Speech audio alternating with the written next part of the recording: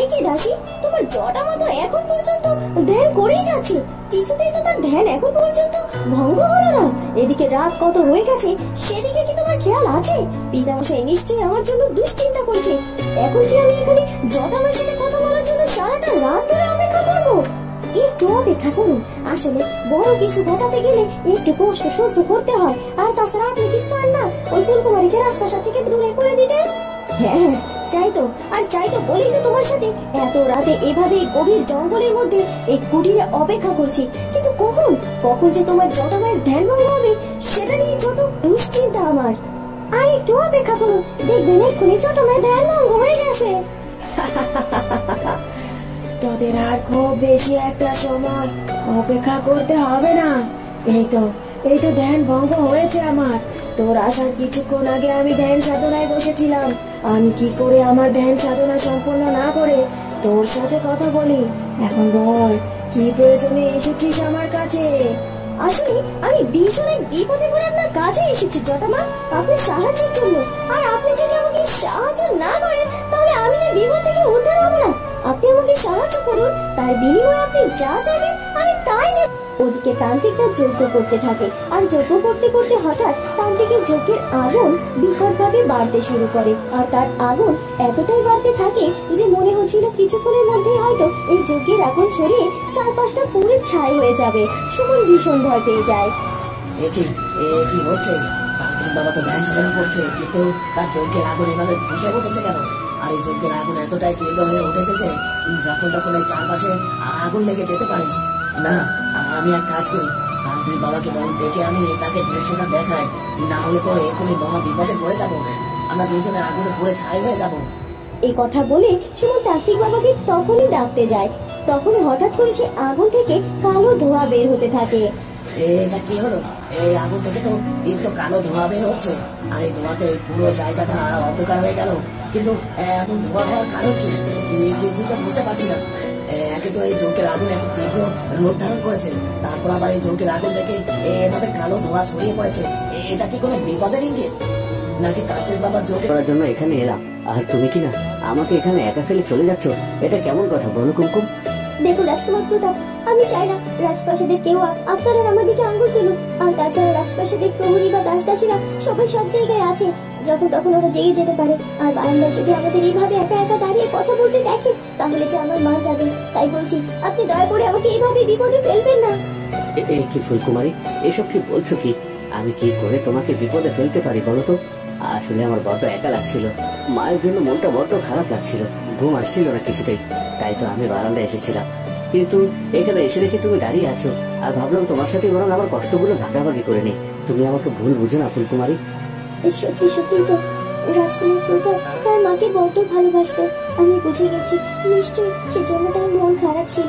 হয়তো তার মায়ের কথা বড্ড মনে পড়ছিল, তাই সেই বারান্দায় এসে দাঁড়িয়েছে। আর আমি শুধু শুধু কিনা তাকে ভুল বুঝে এত কথা শোনাচ্ছি। না না না, এটা মোটেও ঠিক হচ্ছে না। আমি শুধু শুধু রাজকুমারকে ভুল ভাবছি হয়তো। কুমকুম, তুমি আমাকে ক্ষমা করো।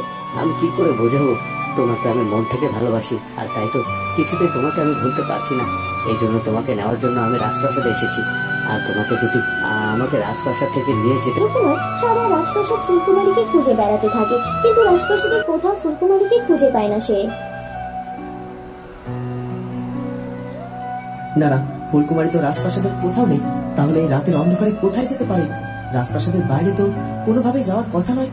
এই তো রাজপ্রাসাদের প্রতিটি কোনায় কোনায় প্রতিটি জায়গায় তো আমি খুঁজে দেখলাম, কিন্তু ফুলকুমারী তো কোথাও নেই। না, এখন তো আমার ভীষণ চিন্তা হচ্ছে আমার ফুলকুমারীকে নিয়ে।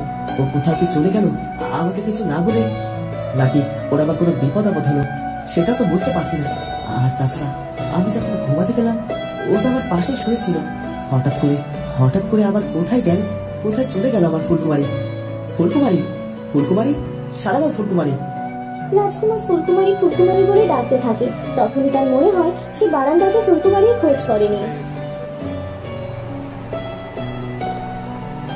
সবই তো শুনলাম জটামা, এখন বলুন কি করে ফুলকুমারীকে আমার পথ থেকে সরানো যায় আর রাজকুমারের জীবন থেকে চিরকালের মতো দূর করে দেওয়া যায়? ওর বিমালা, সেদিন খুব বেশি দেরি নয়, যেদিন ফুলকুমারী আর রাজকুমার আলাদা হয়ে যাবে। তুমি কি জানো, তুমি যে কাজ করতে চাইছো সে কাজ আরো একজনও করতে চাইছে। আর ইতিমধ্যে সে রাজপ্রাসাদে চলেও এসেছে। আর দেখো, খুব তাড়াতাড়ি রাজকুমার আর ওই ফুলকুমারী দুজনের মধ্যে বিচ্ছেদ করবে। কিন্তু তারপরও যেহেতু তুমি এসেছো, তোমাকে আমি বলি তোমাকে ঠিক কি কি করতে হবে। আর তুমি যদি আমার কথা মতো চলো, তাহলে দেখবে তুমি তোমার পরিকল্পনায় সফল হয়ে যাবে। হ্যাঁ জটামা, আমি আপনার পরিকল্পনা মতো কাজ করতে চাই।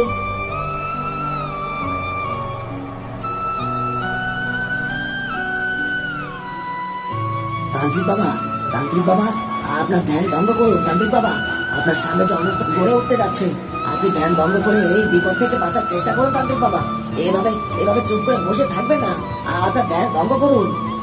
তখনই সেই কালো ধোঁয়া হঠাৎ করে একটি কালো ছায়া মূর্তিতে পরিণত হয়। আর এটা দেখে সুমন বড্ড ভয় পেয়ে যায়।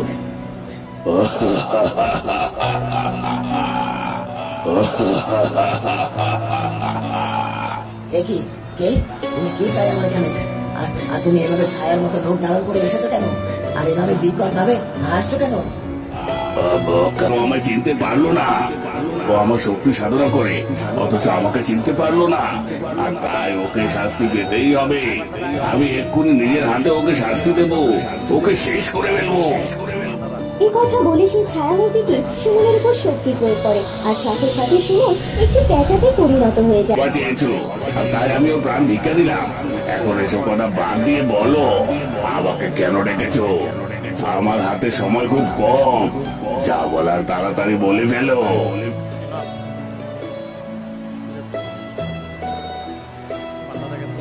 রাজকুমার চন্দ্রকুমার বারান্দার দিকে যেতে থাকে।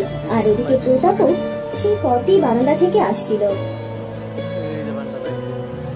একই প্রতাপ, তুমিও আজ ঘুমানো দেখছি। তা কোথায় গিয়েছিলে? বারান্দায় গিয়েছিলে বুঝি? হ্যাঁ হ্যাঁ চন্দ্রকুমার, আমি একটু বারান্দায় ছিলাম। আসলে আমি ঘুমিয়ে পড়েছিলাম, কিন্তু আবার ঘুম ভেঙে গিয়েছিল তাই বারটার জন্য ডেকে নিয়ে এসেছে। কিন্তু এটা কি করে হতে পারে? আমাকে একবার ফুলকুমারের কাছে গিয়ে এই কথা জিজ্ঞাসা করবো। না না, এটা মোটেই উচিত হবে না। কি হলো কি রাজকুমার চন্দ্র? এভাবে চুপ করে দাঁড়িয়ে আছে যে, কোনো কথা বলছো না কেন? কি হয়েছে তোমার? না না, কিছু তো হয়নি, এমনিতে। অনেকটা সময় ধরে চাঁদের আলো দেখেছি। এবার সত্যি বড্ড ঘুম পাচ্ছে, আমি বরং ঘুমিয়ে পড়ি। এই কথা বলে রাজকুমার প্রতাপ সেখান থেকে চলে যায়। বন্ধুরা, কি হতে চলেছে এরপর সেটা জানবো আমরা ফুলকুমারী গল্পের পরবর্তী পর্বে।